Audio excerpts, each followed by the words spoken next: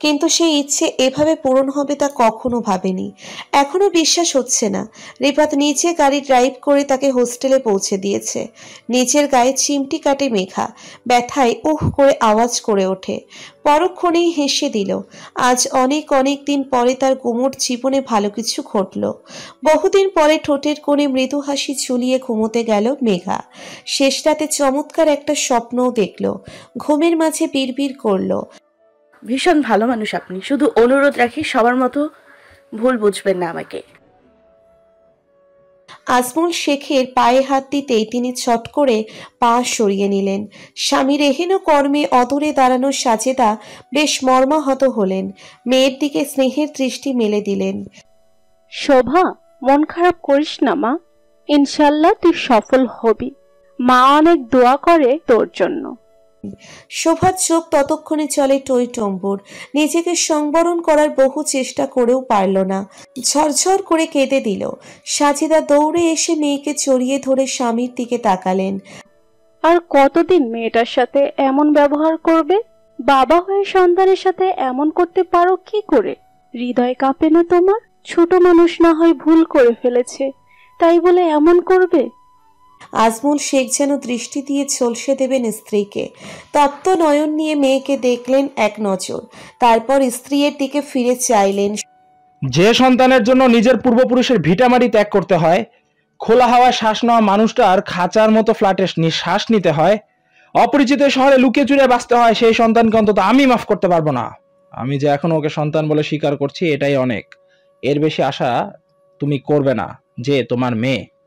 শোভা হাউমাউ করে কাঁদল। ভুল করেছিলাম বাবা, সেই ভুলের 2.5 বছর পার হয়েছে, এবার তো মাফ করে দাও। আর কত শাস্তি দেবে? তুমি তো আমার বাবা, আমার জন্মদাতা। ছোট থেকে তোমার কোলে হেসে খেলে বড় হয়েছি। তোমার আদরের সন্তান হিসেবে মাফ পাওয়ার অধিকার কি আমার নেই? আজমল শেখের চোখ মুখ জুড়ে বিরক্তি, মুখের উপর হাত ছাড়েন। পুরনো কাসুন্দি ঝেড়ো না তো, যা করতে যাচ্ছ তাই করো। তোমার জন্য কম হেপাতো পোয়াচ্ছি না। এবার ভালো কোথাও চান্স পেয়ে আমাকে উদ্ধার করো। আশা করি আমার আর তোমার পড়ার খরচ টানতে হবে না। তোমার আরো 2টি ভাই বোন আছে, তাদের ভাবনা ও ভাবার সুযোগ দাও আমাকে। অনেক কষ্টে নিচে কান্না থামিয়ে শোভা নাক টানে। তাহলে এই দোয়াই করো বাবা, আমি যেন নিজের পায়ে দাঁড়াই, তোমার টাকা যেন আর নষ্ট না করি। আজমল শেখের আর ধৈর্য হলো না। স্ত্রী আর মেয়েকে ঘরে রেখে বেরিয়ে এলেন। সাজেদা মেয়ের মাথায় হাত রাখে। বাবার উপর অভিমান করিস না শোভা, সব ঠিক হয়ে যাবে দেখিস। তুই কেবল ভালো কোথাও চান্স পেয়ে দেখা। শোভা মাথা দোলালো। কিছুই ঠিক হবে না মা, বাবা কখনোই আর আগের মতো আমাকে ভালোবাসবে না। বাবার ভালোবাসা পাওয়ার যোগ্যতা হারিয়েছি আমি। হতাশ হয়ে মাথা নাড়ে শোভা। আমি যাই মা, দেরি হয়ে যাবে। হ্যাঁ যা। তবুও বেরুতে বেরুতে শোভা পিছু ফিরে তাকায়। ভাবে, যদি ভুল করেও তার বাবা দরজায় দাঁড়ায়, সেই ছোট্ট বেলায় যেমন দাঁড়াতো। পরীক্ষার দিনগুলোতে বাবা নিজে ওকে স্কুলে নিয়ে যেত। শোভার পছন্দের জিনিসগুলো এনে ঘর ভরিয়ে দিত বাবা। আড়ত থেকে ফিরে এসে প্রথমেই শোভার খোঁজ করত। কোথায় হারিয়ে গেল সেই সব দিন? তার প্রতি বাবার ভালোবাসা। একটা মাত্র ভুল কি এভাবে সব শেষ করে দেবে? অশ্রুসিক্ত নয়নের শোভা পথ চলতে গিয়ে হোঁচট খায়। কেটে যাওয়া পা থেকে গলগল করে রক্ত বেরোয়। তবুও বিন্দুমাত্র ব্যথা টের পায় না শোভা। যার হৃদয় জুড়ে ক্ষত তার জন্য এ ব্যথা কিছুই না। ব্যথা উপেক্ষা করে শোভা এগিয়ে যায়। বাবার অভিমান, মায়ের কষ্ট, ভাই বোনদের অবহেলা কেন যেন আর সহ্য হচ্ছে না শোভার। নিজের জীবন নিজে নেওয়ার মতো গর্হিত পাপ করতেও মন সায় দেয় না। কিন্তু এই জীবনের একটা সমাপ্তি টানার সময় হয়ে গেছে। নিজেকে নিয়ে নতুন করে ভাববার সময় হয়েছে। ভেজা নয়নের বাড়িধারা হাত দিয়ে মুছে নিল। শোভা দৃঢ় সংকল্প করে সবকিছু আবার আগের মতো করে ফেলবে সে। আবার বাবার মন জয় করবে, পরিবারে আগের মতো আনন্দঘন পরিবেশ ফিরিয়ে আনবে। আর এজন্য যা করা দরকার করবে। নিজেকে জীবনের এমন একটা পর্যায়ে নিয়ে যাবে যাতে সে তার বাবার পুরনো গৌরব ফিরিয়ে দিতে পারে। বাবার নিচু হওয়া মাথা পুনরায় উঁচু করে দেবে সে। রিফাত, মিনহাজ, ফুয়াদ, নিয়াজ আর হাফিজ সদ্য ইউনিভার্সিটি শেষ করা 5 বন্ধু যার যার কর্মক্ষেত্রে ব্যস্ত থাকে। ওদের মধ্যে রিফাত আর মিনহাজ ইউটিউবে পরিচিত মুখ। রিফাত বিভিন্ন সামাজিক বৈশ্বিক ইস্যুতে কথা বলে আর মিনহাজ ফুড ব্লগিং করে। ফুয়াদ আর হাফিজ একটা সফটওয়্যার ফার্মের সাথে জড়িত আছে। নিয়াজ ওর বাবার অফিসে বসছে। সপ্তাহের একটা দিন ওরা 5 বন্ধু ব্যস্ততাকে পাশ কাটিয়ে একসাথে হয়ে আড্ডা দেয় সারাদিন। স্থানটা এক একদিন এক এক জায়গায়, নিজেদের সুবিধে মতো কোনো প্লেস। আজকে যেমন বসেছে 7 মসজিদ রোডের 4 সিজনে। এটা নিয়াজের অফিসের কাছাকাছি। এই রিফাত, তোর নেক্সট প্রজেক্ট কি বলতো? কোনো বিষয় নিয়ে ভিডিও দিবি? হাফিজের প্রশ্ন আসতেই মিনহাজ হাত তুলল। মেয়েদের নিয়ে কিছু হবে হয়তো। তুই কিভাবে বলছিস? রিফু কি তোকে কিছু বলেছে? ফুয়াদ প্রশ্ন করলো। মিনহাজ হাসলো। আমাকে তোরা আড়ালে মিডিয়া মিনহাজ ডাকিস না, তাহলে তোদের এই ডাক বৃথা যেতে দেই কি করে? বন্ধুরা হাসলো সবাই। নিয়াজ আর এক টেবিলে বসে ল্যাপটপে অফিসের জরুরি মেইল চেক করছিল। মিনহাজের কথা শুনে উঠে এসে গম্ভীর গলায় জানতে চাইল, সত্যি নাকি রে রিফু? রিফাত অসন্তোষ প্রকাশ করলো। ধ্যাৎ, মিনহাজের কথা তোরা সিরিয়াসলি নিচ্ছিস কেন? জানিস না মিডিয়ার সব কথা বিশ্বাস করতে নেই। যা নিউজ হয় তার বেশি ভাগই ভুয়া নিউজ।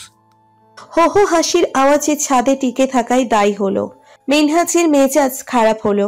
সে একে একে সব বন্ধুদের দিকে চোখ বুলিয়ে আনলো। তারপর রিফাতের দিকে তাকিয়ে বলল, কিন্তু এ কথাও সত্য, যা রটে তার কিছুটা বটে। তুই বল, সেদিন ওই মেয়েটার সাথে তুই কথা বলিসনি?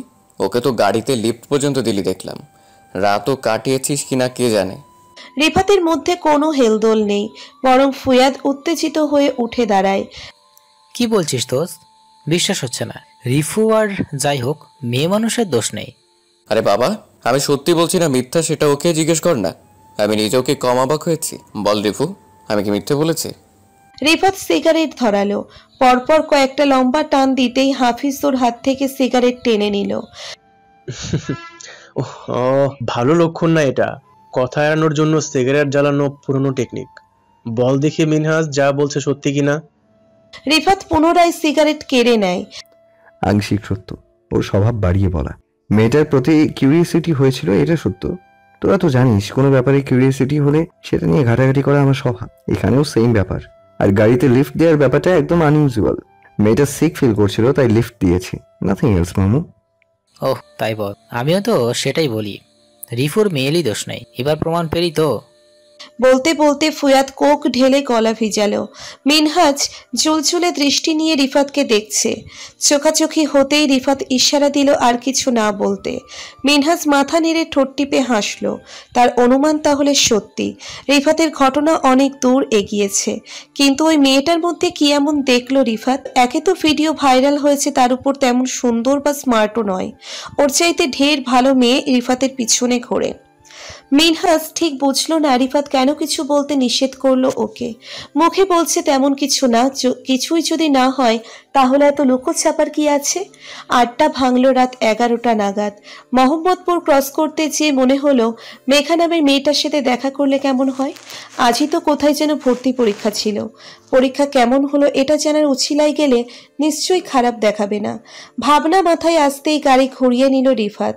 সোজা সুকন্যা গার্লস হোস্টেলের সামনে গাড়ি থামায়। ঘড়ি দেখলো রাত 11টা। দ্বিধা নিয়ে গাড়িতে বসে থাকে রিফাত। এত রাতে এভাবে চলে আসা কি ঠিক হয়েছে? আর স্বল্প পরিচিত একজনের কাছে এভাবে আসাটা কি সমুচিত কাজ? রিফাত বেশ লজ্জিত হলো নিজের কাজে, কিন্তু কেন যেন মেয়েটার সাথে আলাপ করার লোভ সংবরণ করতে পারছে না। কিছু একটা ব্যাপার আছে মেয়েটার মধ্যে। ওর পুরো ঘটনা না জেনে শান্তি পাবে না, আপাতত এইটুকু বুঝতে পারছে। রিফাত গাড়ি থেকে নেমে হোস্টেলের দিকে তাকালো। 10 তলা বিল্ডিং এর পুরোটাই প্রায় আলোকিত। ঢাকা শহরে এত তাড়াতাড়ি কেউ ঘুমায় না, তবে হোস্টেলের কিছু নিয়ম আছে। এত রাতে নিশ্চয়ই কোনো মেয়ের বাইরে বের হওয়া এলাও না, আর অ্যালাউ হলেও এই সময় কি মেঘা নামবে নিচে? রিফাত মোবাইল বের করে টের পেল কি বেকুবের মতো কাজ করেছে সে। মেঘাকে ডাকবে কি করে? রিফাতের মনে হলো মেঘার ফোন নাম্বার বা হোস্টেলের রুম নাম্বার কোনো কিছুই জানা নেই তার। গতদিন কোনো তথ্য দেয়নি মেয়েটা, আরো বোকার মতো কিছু জানতে চায়নি। তাহলে উপায়? একবার ভাবলো ফিরে যায়, পরক্ষণেই মনে হচ্ছে এত কষ্ট করে এসে ফিরে যাবে। একবার চেষ্টা করলে ক্ষতি কি? রিফাত হোস্টেলের গেটে দারোয়ানকে ডাকে। মেঘা নামের অ্যাডমিশন ক্যান্ডিডেটকে ডেকে দিতে বললে দারোয়ান আকাশ থেকে পড়ে, জানায় এই নামে কোনো ছাত্রী এখানে থাকে না। আরে মামা, থাকে একজন। সেদিন আমি তাকে এই গেটে নামিয়ে দিয়েছি, তাকে ভেতরে ঢুকতে দেখেছি। আপনি একটু ভালো মতো খোঁজ করেন। তাহলে আপনি নাম ভুল করছেন মামা, কারণ আমি এই নামে কাউকেই চিনি না। আর ভর্তি পরীক্ষা তো মেলা জনে দিছে, আমি কারে খোঁজ করবো? মেয়েটার মাথায় লম্বা চুল আছে, একটু শ্যামলা মতন, গোলগাল মুখ, বড় বড় চোখ, পাতলা ঠোঁট। মনে করে দেখেন মামা। দারোয়ান হেসে দিল। এমন কেউ এখানে থাকে না মামা। বিশ্বাস না হইলে আপনি এন্ট্রি বই দেখেন, কে আসে কে যায় সব নাম লেখা আছে। রিফাত পুরো এন্ট্রি বই দেখে মেঘা নামের কাউকে খুঁজে পেল না। মন যতটা খারাপ হলো তার চাইতে বেশি অবাক হলো। মেয়েটা ওকে মিথ্যে বলেছে, কিন্তু কেন? ঢাকার সবগুলো পাবলিকে চান্স পাওয়ার পরও শোভা ভর্তি হলো ঢাকা থেকে কিছুটা দূরের JU-তে। এখানেও নিজের পছন্দ মতো প্রথম সারির সাবজেক্টে ভর্তি হওয়ার সুযোগ পেয়েছে। সব বাদ দিয়ে এক জায়গায় ভর্তি হওয়ার জন্য অবশ্য এটাই প্রধান কারণ না। শোভা চেয়েছে বাসা থেকে দূরে থাকতে, তাতে ওর বাবা আর ভাই বোনেরা স্বস্তিতে থাকতে পারবে। ও থাকতে ঘরে যে গুমুট ভাবটা থাকে সেটা ওর দূরে থাকাতে কেটে যাবে। তাছাড়া নিজেকে গুছিয়ে নিতে একা থাকা জরুরি। গত 2 বছরের বেশি সময়ও প্রায় ঘরবন্দি হয়ে থেকেছে। কলেজে বাধ্য হয়ে যে সময়টুকু থাকতে হয়েছে সেটুকু বাদে বাইরে বের হয়নি বললেই চলে। বাসায় কেউ ওর সাথে কথা বলতো না, বাইরের কারোর সাথে মেশা বারণ। ওর কাজ ছিল একটাই, মন উজাড় করে পড়ালেখা চালিয়ে যাওয়া। ও সেটাই করেছে। এখন খোলা হাওয়ায় শ্বাস নেওয়াটা জরুরি হয়ে গেছে, আর এর জন্য JU থেকে বেটার প্লেস আর নেই। প্রথম সুযোগেই শোভা হোস্টেলে সিট নিয়ে ফেলেছে। বাবা কোনো রাগ করেনি, আর মাকে বুঝিয়ে বলতেই মেনে নিল। হয়তো ওরা একটু আলাদা থাকতে পেরে হাঁপ ছেড়ে বেঁচেছে। বাবা মাকে খুব একটা দোষ দেয় না শোভা, ওর জন্য ওদের কম কষ্ট পেতে হয়নি। হুট করে নিজের দীর্ঘদিনের বাসস্থান ছেড়ে এই শহরে থিতু হওয়া চারটিখানি কথা নয়। নিজেদের পৈতৃক ব্যবসা ছেড়ে 10টা 5টা চাকরি করাটাও সহজ না। বাবা সেটাও করছে ওর জন্য। মফস্বলের বনেদি বাড়ির চাঁদরেল মানুষটা যখন চাকরিতে চাকর খাটতে যায় দেখে একদম ভালো লাগে না শোভার। আর মায়ের কষ্টই বা কম কিসে? আগে লোকে মায়ের কাজ করতো, এখন মা নিজ হাতে সংসারের কাজ করে। এই অল্প দিনেই যেন মা বুড়িয়ে গেছে। ভাইটা স্কুল পেরিয়ে কলেজে উঠলো, আর বোনটা ক্লাস 9। ওরা প্রায় মন খারাপ করে থাকে। এই শহরে অনেকেই আছে, তবুও যেন কেউ নেই ওদের। পরিচিত লোকের মধ্যে গেলে আলাপ ঘুরে ফিরে শোভাতে এসে আটকে যায়। তাই কাছের দূরের সব আত্মীয়দের থেকে দূরে থাকে ওরা। বেড়ানোর জায়গা নেই, কথা বলার মানুষ নেই। শহুরে ছেলে মেয়েদের সাথে মেশা বারণ। সবচেয়ে বড় কথা, মফস্বলের খোলামেলা বড় বাড়ি ফেলে ওদের থাকতে হচ্ছে এই 2 রুমের খুবছি ঘরে। সব মিলিয়ে ওরা একদমই ভালো নেই। শোভাকে তাই সরে আসতে হয়। এটাই হয়তো যাওয়ার ঈশ্বর প্রদত্ত পথ মনে হয় ওর কাছে। আর সেজন্যই গাছগাছালিতেই ভরপুর ক্যাম্পাসটা শোভার ভীষণ ভালো লাগে। হোস্টেলে ওর 3 বেডের খুবছি ঘরটা স্বর্গ মনে হয়। 3 তলায় নিচের রুমে বসে বৃষ্টির দিনে পুকুরের পানিতে ছন্দময় বৃষ্টি পড়ার দৃশ্য দেখা ওর জন্য আশীর্বাদের মতো লাগে। টুকটাক শখের জিনিস ক্যাম্পাসেই পাওয়া যায়, সেসব কিনে কিনে শোভা ঘরের কোণ সাজায়। একা একা পুরো ক্যাম্পাস ঘুরে বেড়ায়, স্মৃতি স্তম্ভ দেখে। দুপুরে নিঝুম বৃষ্টিতে পুকুর পাড়ে বসে বৃষ্টি স্নান করে। স্নিগ্ধ কোমল বিকেলগুলো উঁচু উঁচু গাছ দেখতে দেখতে হেঁটে বেড়ায় অনেকটা পথ। চায়ের দোকানে বসে চা খায়।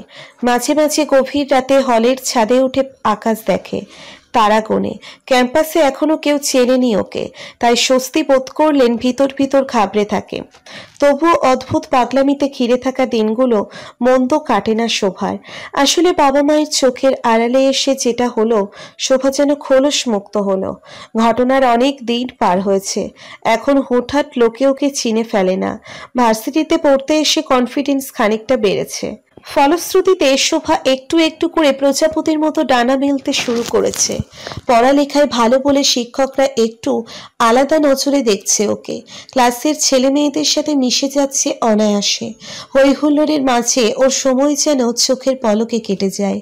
এই যে একটু স্বাধীনতার স্বাদ পেয়েছে বলেই মনটা ভীষণই ভালো লাগছে ওর আজকাল।